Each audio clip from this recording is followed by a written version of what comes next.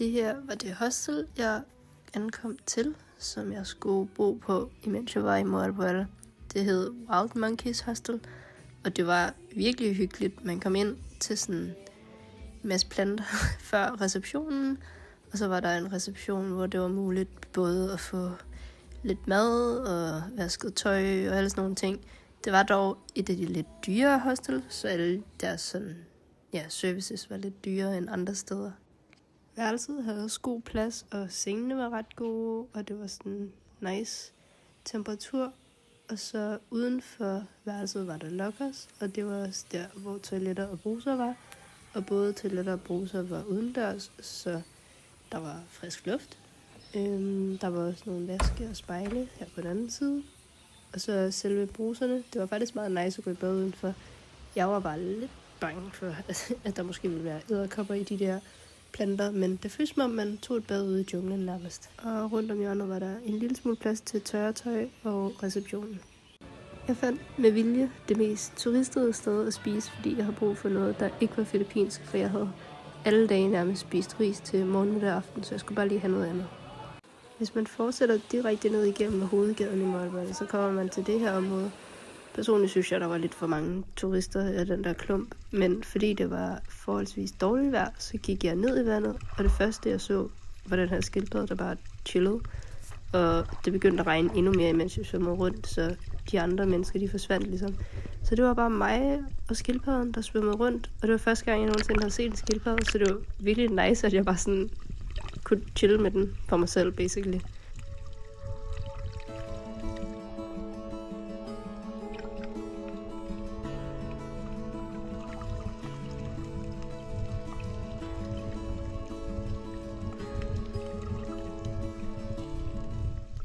Udover skildpadden var der selvfølgelig også andre dyr. For eksempel var det også et virkelig kendt område for de her kæmpe steamer af sardiner. Det hedder sådan sardine runs på engelsk. Og dem kunne man også bare svømme med. Det var også virkelig, virkelig cool at se så mange fisk på en gang. Altså det virker slet ikke ægte, fordi der er så mange. Og sådan, som man kan se her, var det også sådan lidt som om de begyndte at sådan cirkle rundt om mig, hvilket var ret cool. Og jeg havde engang prøvet det før, hvor at det var mindre fisk, og jeg blev virkelig bange. Så den her gang var det virkelig nice, at jeg bare sådan var der, og faktisk ikke var bange for fiskene.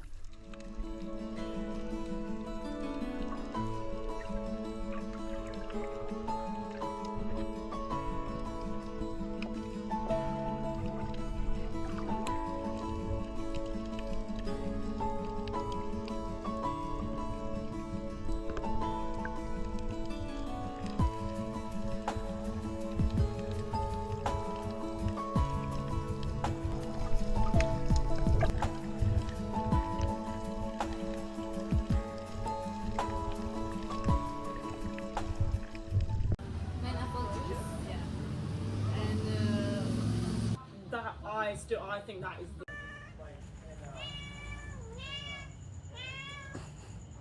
Oh.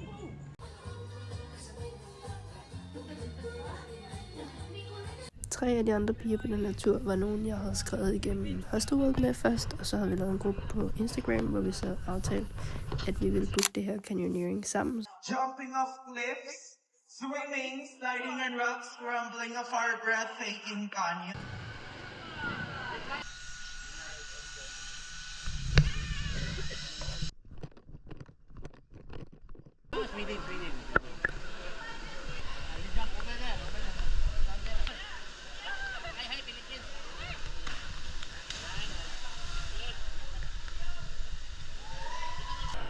nice jump.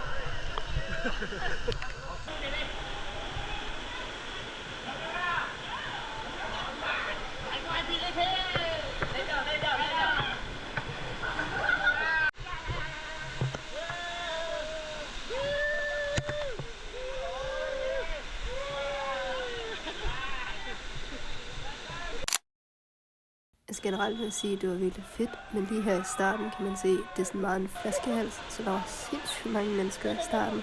Og så mod slutningen, så var der ligesom flere forskellige veje, og folk blev sådan mere spredt ud. Men lige her, der var der ret meget kø, og alt for mange mennesker ærligt talt. What happened? What happened? happened? What happened? Okay, relax your head.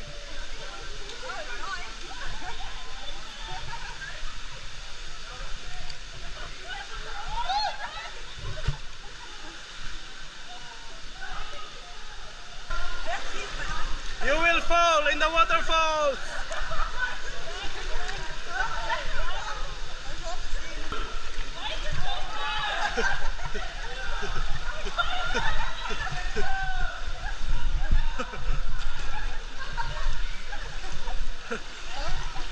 Oh, okay. You will drop now.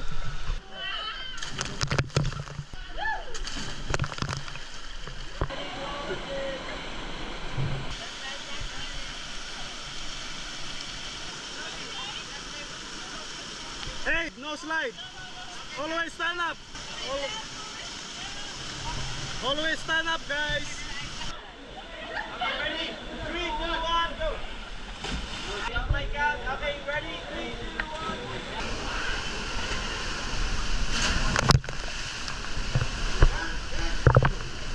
Nice job.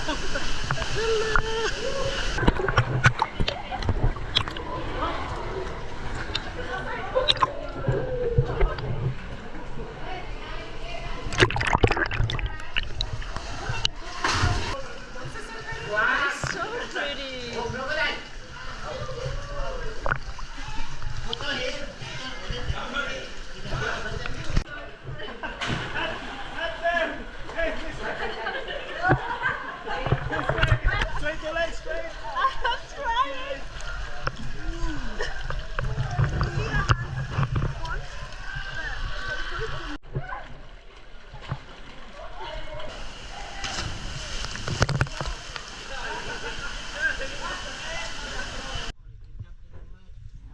You want the water slide? Okay, slow and low. Slow and low.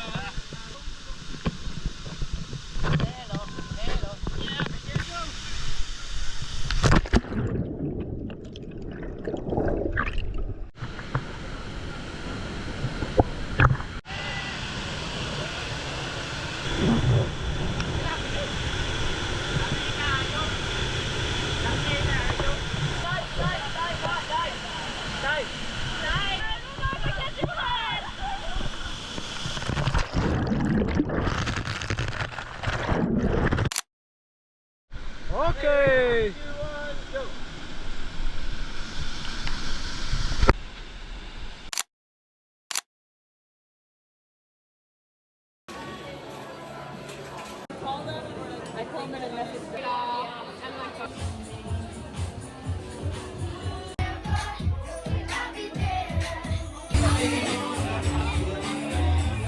Det her er gaderne i Moalboal. Eller, jeg sagde gaderne. Der er sådan set kun én hovedgade. Men den ser sådan her ud. Og så lidt længere nede her mod vandet er der lidt tættere med butikker og restauranter og sådan noget. Men det hele er meget turistet, men det havde jeg også forventet. Jeg har købt mig en 3 liters drybag. Hvis det så er på stranden alene, så kan jeg jo faktisk svømme med mine ting, i stedet for at skulle holde øje med dem ved vandkanten hele tiden. 230 pesos, hvilket er sådan 30 kroner. Ja, i Danmark ville det måske have kostet 10-doble. Jeg håber, den holder tør.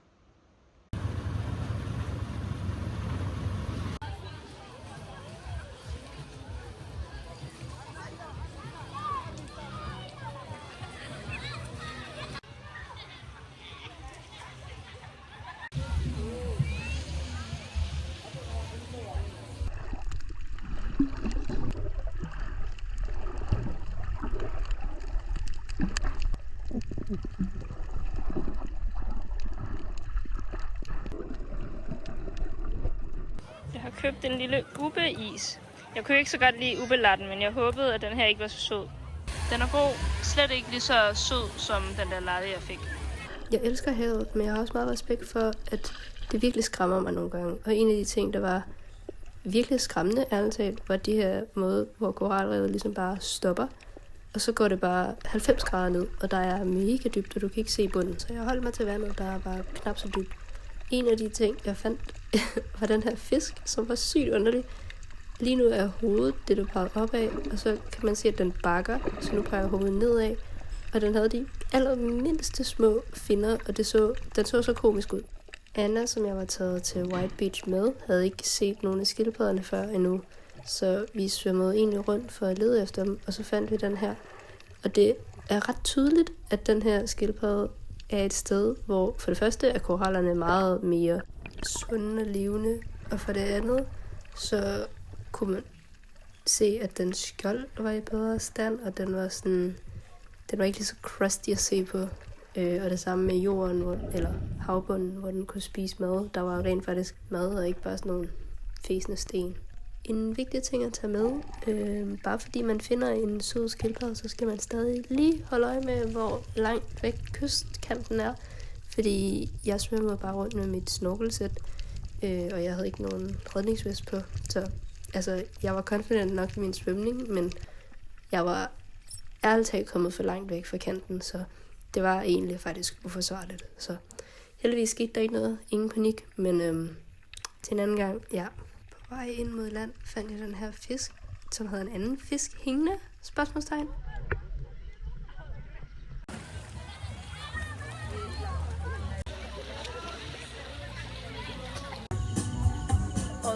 Så da jeg kiggede på steder og book hostel, så ville jeg vildt gerne have haft her, som hedder Myung Hostel. Og det var fordi, at jeg synes, det var så cute, det her sted. Og nu sidder jeg her, så jeg spiser morgenmad i stedet for. Det ser sådan her ud med den udsigt, jeg har. Og det var primært den her udsigt, der også gjorde, at jeg gerne ville have hostel. Og så lige på den anden side, lige rundt om det her hjørne her, der ligger mit eget hostel. Så det er meget nemt. Før jeg skulle med busser og whatnot tilbage til Katmon, så tog jeg en morgendukkert.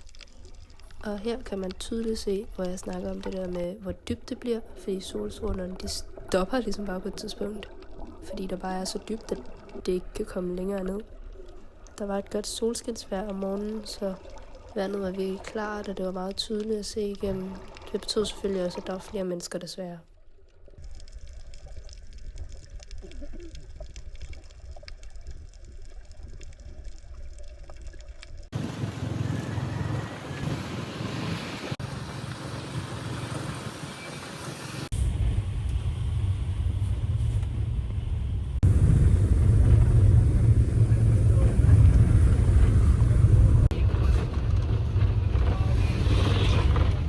Her kan man se lidt af ruten. Ned fra Moalboal, på vejen op mod Cebu City, og så hele vejen op igen til Katmon.